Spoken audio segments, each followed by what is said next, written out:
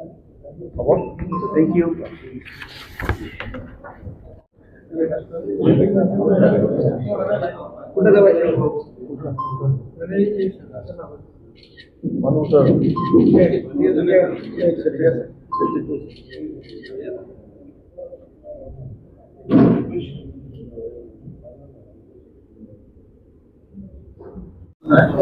কোকৰাঝাৰৰ সাংবাদিক বন্ধুসকল, মই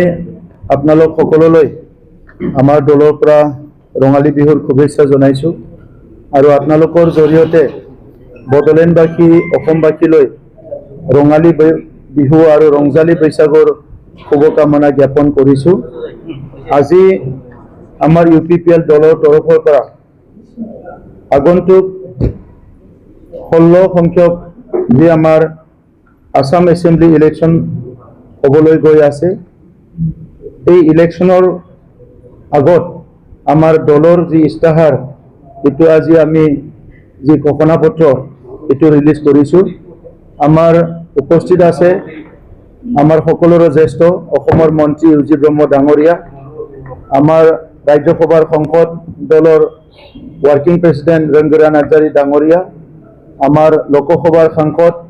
জয়ন্ত বসুমতাৰী ডাঙৰীয়া, আমাৰ দলৰ ভাইচ প্ৰেচিডেণ্ট প্ৰাক্তন ডেপুটি চিফ ওদালগুৰিৰ MLA গোবিন্দ বসুমতাৰী ডাঙৰীয়া, আমাৰ দলৰ সাধাৰণ সম্পাদক মাধৱ চেত্ৰী ডাঙৰীয়া, সাধাৰণ সম্পাদক প্ৰশাসন আমাৰ মজিব আলী ডাঙৰীয়া আৰু UPPL দলৰ কেন্দ্ৰীয় কমিটিৰ আটাইবোৰ চেলৰ আমাৰ প্ৰেচিডেণ্টসকল আজি উপস্থিত আছে। আহি থকা যি নিৰ্বাচন, অসম এছেম্বলিৰ যি নিৰ্বাচন, এই নিৰ্বাচনটো UPPL দলে আমি গুৰুত্ব সহকাৰে লৈছোঁ। ইয়াৰ মূল কাৰণটো হৈছে যে এই নিৰ্বাচনে বড়োলেণ্ডবাসী অসমবাসীক ডাঙৰ এটা সুযোগ দিছে। বিগত সময়ত যিখিনি সমস্যা হিচাপে ৰৈ গ'ল, অনাগত দিনত এই সমস্যাবিলাক সমাধান কৰি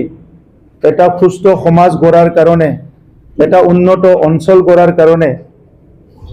আমাৰ অঞ্চলৰ বিভিন্ন জাতি জনগোষ্ঠীবোৰক আগবাঢ়ি লৈ যোৱাৰ কাৰণে আমি এই নিৰ্বাচনৰ দ্বাৰা এটা ডাঙৰ সুযোগ পাইছোঁ। আপোনালোক সকলোৱে জানে যে আগৰ 5টা বছৰত UPPL দলৰ নেতৃত্বত বড়োলেণ্ডত চৰকাৰ চলিছিল। সেই সময়ত এটা এলায়েন্স গভৰ্ণমেণ্ট কাউন্সিলত চলিছিল আৰু যোৱা 5টা বছৰ অসমত UPPL লগত এলায়েন্স কৰি অসমত চৰকাৰ চলিছিল। সেই সময়ত UPPL দলৰ তৰফৰ পৰা 2020 চনত হৈ যোৱা যি BTR চুক্তি, শান্তি চুক্তি, এই শান্তি চুক্তিটো 100% ৰূপায়ণ কৰাৰ স্বাৰ্থত কিছুমান সমস্যাবিলাক UPPL দলৰ বিধায়কসকল, UPPL দলৰ MP সকল, UPPL দলৰ আমাৰ কাউন্সিলত থকা আমাৰ মেম্বাৰসকলে আমি কাম কৰিছিলোঁ। অধিকাংশ সময় আমি একট ইমপ্লিমেণ্টেশ্যনৰ কাৰণে আমাৰ সময়বিলাক দিয়া হৈছিলে। তথাপিতো যিহেতু কাউন্সিলত চৰকাৰ আছে, এছেম্বলিত আমাৰ বিধায়ক আৰু মন্ত্ৰী আছে, UPPLৰ নীতিৰ আধাৰত আমি যিমান পাৰোঁ জনগণক সহায় কৰিবলৈ চেষ্টা কৰিছোঁ। বিশেষকৈ BTR অঞ্চলত যে 26টা জনগোষ্ঠী আছে, এই 26টা জনগোষ্ঠী প্ৰথম UPPL দলেহে আমি এই লিষ্টটো আমি অথেণ্টিকেট কৰিছোঁ, আমি ওলাইছোঁ।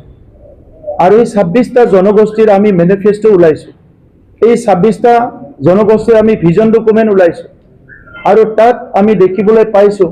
স্বাধীনতাৰ 70 বছৰৰ পিছত, এতিয়া স্বাধীনতাৰ 78 বছৰ চলি আছে, যে বিভিন্ন ক্ষুদ্ৰ ক্ষুদ্ৰ জনগোষ্ঠীবিলাকে আজিলৈকে সামাজিক, অৰ্থনৈতিক, শিক্ষা আৰু ৰাজনৈতিকভাৱে বহুতে ন্যায় পাবলৈ সক্ষম হোৱা নাই। UPPL দলৰ তৰফৰ পৰা সেই জনগোষ্ঠীবিলাকৰ কাৰণে কাম কৰাটো আমাৰ দলৰ এটা নীতি আছিলে। যোৱা 5টা বছৰত 4টা দশক ধৰি যি অশান্তিময় এটা পৰিৱেশ বড়োলেণ্ড অঞ্চলত আছিলে, এই অশান্তিময় পৰিৱেশটো শান্তিত ৰূপান্তৰ কৰাৰ কাৰণে আমি অধিক গুৰুত্ব দিছিলোঁ। বড়োলেণ্ড অঞ্চলত যাতে শান্তি চিৰস্থায়ী হয় ইয়াৰ কাৰণে কেন্দ্ৰ চৰকাৰ ৰাজ্য চৰকাৰ আৰু আমাৰ অঞ্চলত থকা প্ৰশাসনিক যি যন্ত্ৰ আছে ইয়াৰ লগত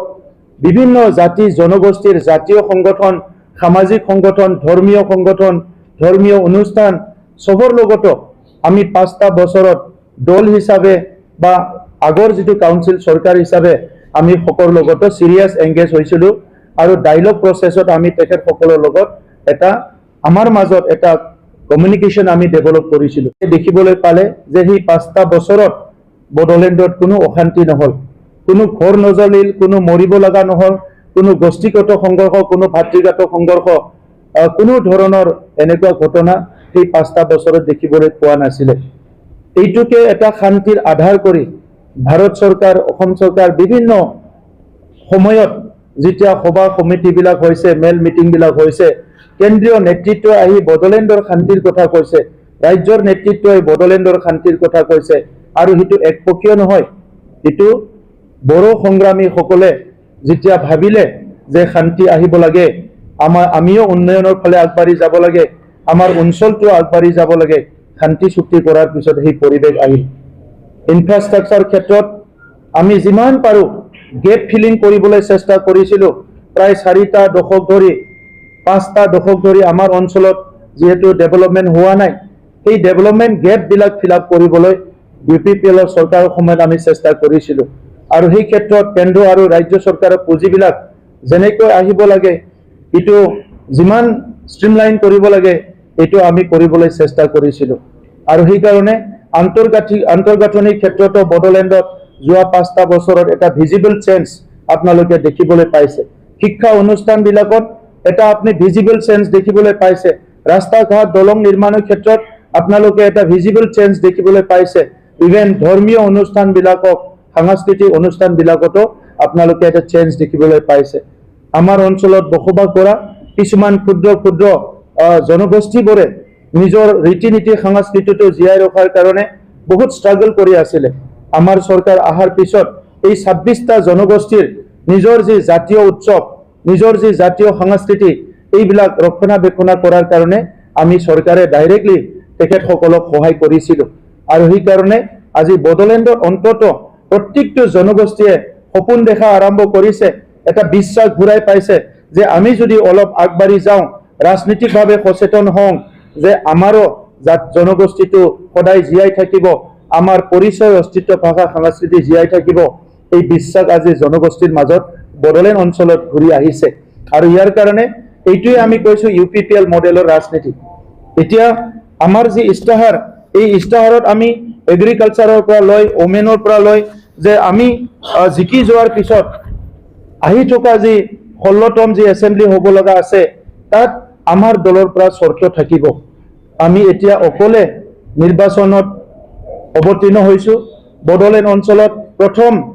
আমি অসমত হয়তো আঞ্চলিক দল যি দলে কাৰো লগত এলায়েন্স নকৰাকে আমি নিৰ্বাচন এইবাৰ ওলাইছো এই নিৰ্বাচনত আমি ডাঙৰ এটা মেছেজ দিছো যে ৰাষ্ট্ৰীয় দল হওক আঞ্চলিক দল হওক যে যোনে নহওক কিয় যে নিজৰ এজেন্ডাটো ক্লিয়াৰ কৰিব লাগে আৰু যাৰ এজেন্ডাটো ভাল যাৰ অবজেক্টিভটো ভাল তাক ৰাইজে ভোট দিব ৰাইজে সমৰ্থন দিব ৰাইজে মেন্ডেট দিব এই কথাটো আমি প্ৰমাণ কৰিবলৈ ওলাইছো যোৱা বিটিসি ইলেকশন বেয়া হোৱাৰ পিছত আমি কন্টিনিউ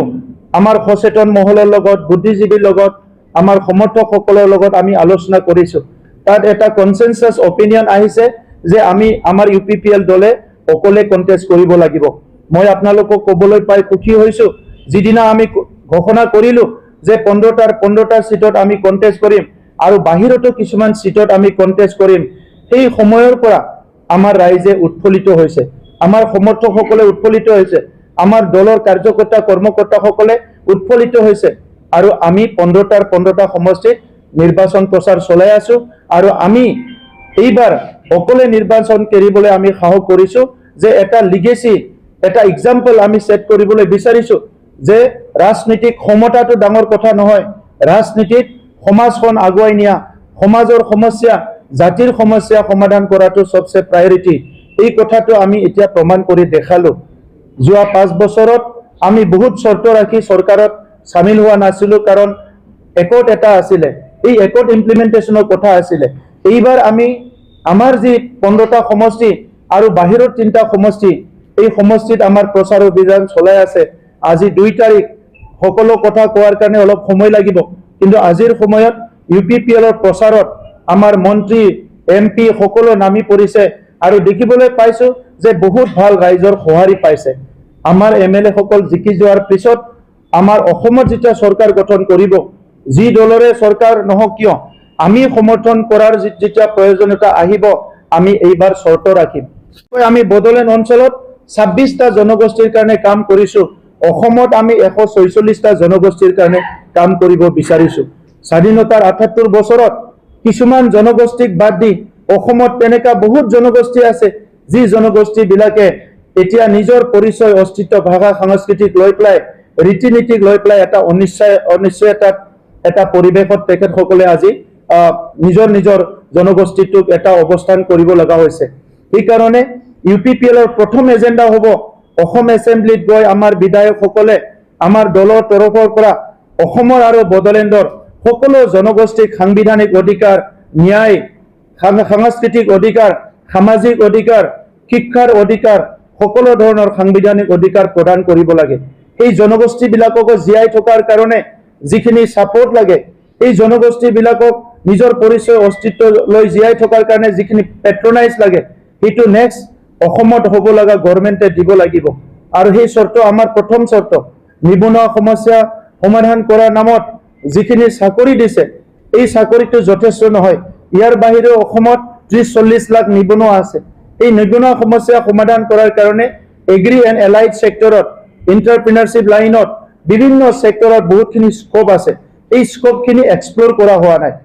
এই স্কোপখিনি এক্সপ্ল'ৰ নকৰাৰ কাৰণে বহুত আমাৰ অসমৰ যুৱ যুৱতীসকলৰ বাহিৰ ৰাজ্যত গৈ পেলাই, বিদেশত গৈ পেলাই তেখেতসকলে মজুৰি কৰিব লগা হৈছে। গতিকে চৰকাৰী নীতিটো ঠিক কৰিলে এইসকলক নিজৰ আত্মসন্মান লৈ, নিজৰ স্বাভিমান লৈ,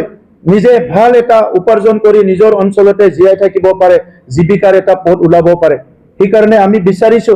যে অসমত আমাৰ যিটো অৰ্থনৈতিক নীতি, ইয়াৰ ওপৰত সংশোধন কৰিব লাগিব, ইয়াৰ ওপৰত পৰিৱৰ্তন আনিব লাগিব। এই অৰ্থনৈতিক নীতিটো আজি ইনফ্ৰাষ্ট্ৰাকচাৰ বেছ হৈছে, এই অৰ্থনীতিটো এমপ্লয়মেণ্টৰ ফালে লৈ যাব লাগিব। বেনিফিচাৰী স্কিম বনাইছে, এইটো ঠিকে আছে, কিন্তু বেনিফিচাৰী স্কিমটো টেম্পৰাৰী স্কিম। ইয়াৰ দ্বাৰা 100% কোনো এটা ব্যক্তি স্বাৱলম্বী হ'ব নোৱাৰিব। আমি বিচাৰিছো যে নিবনুৱাসকলে, দৰিদ্ৰ সীমাৰেখাৰ তলৰ যিসকল পৰিয়াল আছে, তেখেতসকলে অৰ্থনৈতিকভাৱে স্বাৱলম্বী হ'ব লাগিব। সেইকাৰণে UPPLৰ নীতিত আমি কিছুমান টেম্পৰাৰী স্কিমবিলাক ফ্লেগশ্বিপ স্কিমলৈ ৰূপান্তৰ কৰাৰ কাৰণে কথা কৈছো, কথা কম। আৰু কিছুমান স্কিম আছে যিবিলাক বেনিফিচাৰী স্কিম, কিন্তু সেই স্কিমবিলাক অলপ পাৰ্মানেণ্ট নেচাৰৰ কৰি পেলাই যাহাতে আমাৰ ৰাইজক স্বাৱলম্বী কৰিব পাৰে অৰ্থনীতিক, ইয়াৰ কাৰণে আমি কাম কৰিম। শিক্ষাৰ ক্ষেত্ৰত বড়োলেণ্ড অঞ্চলে হওক বা অসমত বিভিন্ন প্ৰান্তত আজিও হায়াৰ এডুকেশ্যনৰ ইনষ্টিটিউশ্যনৰ বহুত অভাৱ আছে। আমাৰ ছেকেণ্ডাৰী এডুকেশ্যনৰ ইনষ্টিটিউশ্যনৰ অভাৱ আছে, আৰু সেই এডুকেশ্যন ইনষ্টিটিউশ্যনবিলাকত পৰ্যাপ্ত পৰিমাণৰ কিতাপ সময়ে সময়ে নাপায়। কোৱালিটি এডুকেশ্যনৰ অভাৱ হৈছে। ট্ৰেইনিং, টিচাৰ ট্ৰেইনিং, যিখিনি এমপ্লয় আছে সেইসকলক ট্ৰেইনিং দিয়াৰ বহুত অভাৱ আমি দেখিবলৈ পাইছোঁ। সেইকাৰণে আজি যিহেতু আমি প্ৰযুক্তিবিদ্যা, কাৰিকৰী, এণ্টাৰপ্ৰিনাৰশ্বিপ বিভিন্ন লাইনত আজি কাম কৰি আছে, সেই ক্ষেত্ৰত আমি আমাৰ আহি থকা প্ৰজন্মক সহায় কৰাৰ কাৰণে আমি চিন্তা কৰিছোঁ। আজিৰ সময়ত অসমত আৰু বড়োলেণ্ডত যি মাটি বাৰীৰ সমস্যাৰ কথা উল্লেখ হৈ আছে, স্বাধীনতাৰ 78 বছৰলৈকে খিলঞ্জীয়া মানুহ, নেটিভ পিপল, ভূমিপুত্ৰসকলে ভূমিৰ সমস্যাত আজিও ভুগি থাকিব লগাটো দুখৰ কথা হৈছে। সেইকাৰণে UPPL দলে যেনেকৈ 5টা বছৰত বড়োলেণ্ডত চৰকাৰ চলাই থকা সময়ত আমি ভূমিৰ সমস্যা সমাধান কৰিছোঁ, অসমতো আমি খিলঞ্জীয়া মানুহৰ ভূমিৰ সমস্যা 100% সমাধান হোৱাটো আমি বিচাৰোঁ। এনেকুৱা কৰি বিভিন্ন ইছ্যুৰ ওপৰত, বিভিন্ন বিষয়ৰ ওপৰত আমাৰ মেনিফেষ্টোটো আমি ওলাইছোঁ। মূলতঃ আমি বিচাৰিছোঁ যে আজি বড়োলেণ্ড আৰু অসম সদায় শান্তি হৈ থাকিব লাগে, চবে নিৰাপত্তা পাব লাগে, আৰু গণতন্ত্ৰ কেতিয়াও হত্যা হ'ব নালাগে। আজি কিছুমান কাণ্ড কাৰখানাবিলাক আমি দেখিবলৈ পাইছোঁ, বেনিফিচাৰী স্কিম দিয়াৰ নামত ফটো উঠোৱা, ইলেকশ্যন কোড অফ কণ্ডাক্টৰ পিছত ফটো উঠোৱা, কাৰোবাক ভাবুকি দিয়া, জোৰ জুলুম কৰা, বিভিন্ন পৰিৱেশবিলাক দেখিবলৈ পাইছোঁ। আজি ভাৰতবৰ্ষৰ গণতন্ত্ৰ চবচে শ্ৰেষ্ঠ গণতন্ত্ৰ। অসমত খুব পৰিৱেশটো বহুত ভাল, বড়োলেণ্ডৰ পৰিৱেশ বহুত ভাল এনেকুৱা ক্ষেত্ৰত আমি কাকো ভয় ভীত কৰি ভাবুকি দি ভোট ল'ব বিচৰা যিটো নীতি ইয়াৰ পৰা আমি দূৰত থাকিব লাগে কাৰণ ভাৰতৰ গণতন্ত্ৰ শ্ৰেষ্ঠ আৰু সবচে আগত যিটো আগৰ শ্ৰেণীৰ যিটো গণতান্ত্ৰিক এটা প্ৰক্ৰিয়া চলি আছে এডভান্স ডেমক্ৰেসি চলি আছে এনেকুৱা এটা দেশত আজি যদি ভয় ভীত হয় ফ্ৰী এণ্ড ফেয়াৰ ইলেকশ্যন নহয় ইয়াতকে আনফৰচুনেট একো নাথাকিব এইকাৰণে UPPL দল আমি আঞ্চলিক দল হিচাপে অঞ্চলৰ কথা ষ্টেটৰ কথা ৰাইজৰ কথা ভাবি পেলাই আৰু অনাগত দিনত এটা সুস্থ অসম আৰু বড়োলেণ্ড গঢ়াৰ স্বাৰ্থটো লৈ পেলাই আমাৰ মেনিফেষ্টোটো ওলাইছো